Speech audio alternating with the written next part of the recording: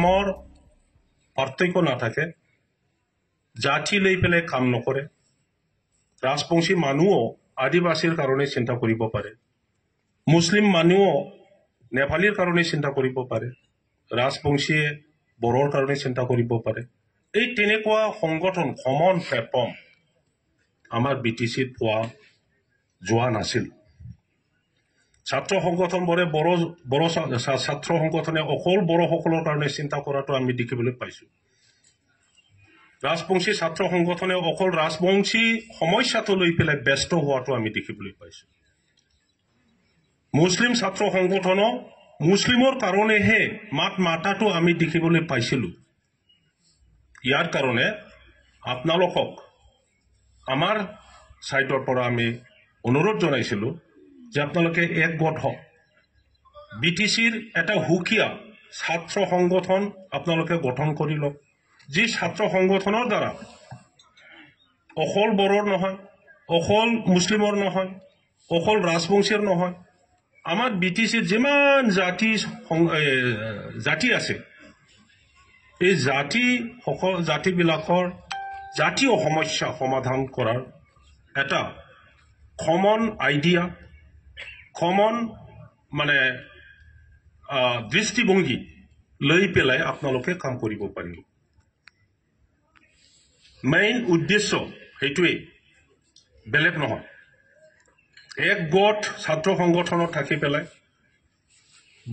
বড়ো মিডিয়ামৰ সমস্যা কি হৈ আছে, অসমীয়া মিডিয়ামৰ কি সমস্যা হৈ আছে, বঙালী মিডিয়ামৰ কি সমস্যা হৈ আছে, হিন্দী মিডিয়ামৰ কি সমস্যা হৈ আছে, সেইবোৰ কথা আপোনালোকে চিন্তা কৰিব পাৰিব আৰু কাম কৰিব পাৰিব। এতিয়া সঁচাকৈ আপোনালোকে বহুত সিদ্ধান্তত আহিব পাৰিছে বুলি আমি গম পাওঁ, আৰু অদূৰ ভৱিষ্যতত ভাল ভাল আইডিয়া বা নতুন নতুন চিন্তা কৰি পেলাই চৰকাৰক বা বিভিন্ন দল সংগঠনক, গাৰ্জিয়ান সংগঠনবোৰক আপোনালোকে বুজাব পাৰিব লাগিব আৰু কামত আনিব লাগিব। বড়ো সাহিত্য সভা হওক, অসম সাহিত্য সভা হওক, ৰাজবংশী সাহিত্য সভা, গোৰ্খা সাহিত্য সভা, সব জাতি গোষ্ঠীৰ যি সাহিত্য সভা আছে, এই সাহিত্য সভাসকলৰ লগত আলোচনা কৰি পেলাই আমাৰ অঞ্চলত শিক্ষাৰ নীতি কেনেকৈ হোৱাটো ভাল, আমাৰ অঞ্চলত কি কি শিক্ষা অনুষ্ঠান আমাক লাগিব, আৰু ইয়াৰ লগতে সমাজ গঠনৰ কথা, ৰাজনীতিৰ কথা আপোনালোকে এই প্লেটফৰ্মত থাকি পেলাই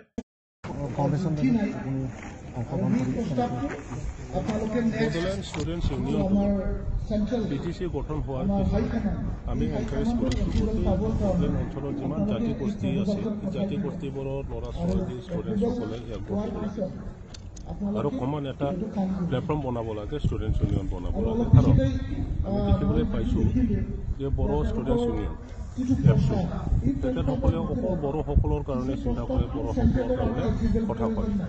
ৰাজবংশীসকলৰ আক্ৰাছো খালি ৰাজবংশীসকলৰ সমস্যাটো লৈ পেলাই ব্যস্ত, তেখেতসকলে ৰাজবংশী সম্প্ৰদায়ৰ কাৰণে কথা কয়।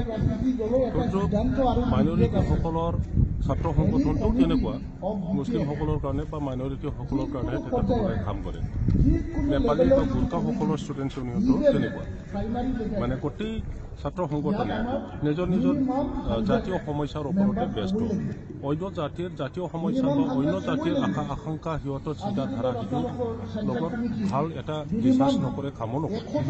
ইয়াৰ কাৰণে বড়োলেণ্ডত অন্ততঃ কমন এটা প্লেটফৰ্ম, যি প্লেটফৰ্মত থাকি পেলাই ছাত্ৰ ছাত্ৰীসকলে একগোট হৈ মাত মাতিব পাৰে। অঞ্চলত শিক্ষা উন্নয়নৰ কাৰণে কি অনুষ্ঠান লাগে, কি প্ৰতিষ্ঠান লাগে, সেইবোৰ চিন্তা কৰিব পাৰা বা কথা ক'ব পাৰা, আৰু এইটো সুযোগ ল'বৰ কাৰণে BSU নিচিনা এটা ছাত্ৰ সংগঠন বনাই ল'ব লাগে বুলি আমি এনকাৰেজ কৰিছোঁ।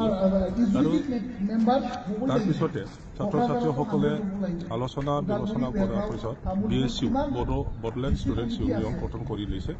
আজি তেখেতসকলৰ ফাউণ্ডেশ্যন ডে মোক মাতিছে, মই আহিছোঁ, আৰু ভৱিষ্যতত এই ছাত্ৰ সংগঠনে কেনেকৈ ধৰণৰ কাম কৰি যাব লাগে এই কথাবোৰ আমি আলোচনা কৰিছোঁ।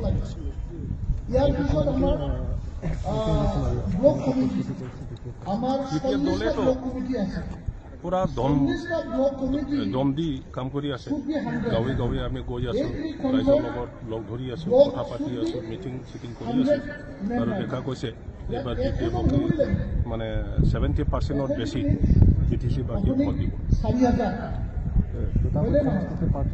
10টা মানে হয় 1,000 কোকৰাঝাৰ আৰু দৰং ওদালগুৰিতো আমি ইয়াৰ পিছত প্ৰাৰ্থী আপোনাৰ কৰিব ফাইনাল কমিটি আমাৰ এনাউন্সমেণ্টটো এতিয়ালৈকে বেলেগ দলবোৰেও ব্লকৰ আণ্ডাৰতে এইটো প্ৰজেক্ট ৰাজনীতিৰ দলে অপেক্ষা কৰে যে অন্য দলৰ ৰণনীতি কেনেকুৱা কেণ্ডিডেট কোন হয় সেইবোৰ চাই গতিকে আমিও সেইটোকে দেখি প্ৰাইমাৰী আছোঁ কমিটি মিনিমাম হ'লেও ময়ো বুলি মানে আমাৰ BPFৰ জ্যেষ্ঠ নেতাসকলে ইতিমধ্যে প্ৰপ'জালটো দিছে এনাউন্সমেণ্টৰ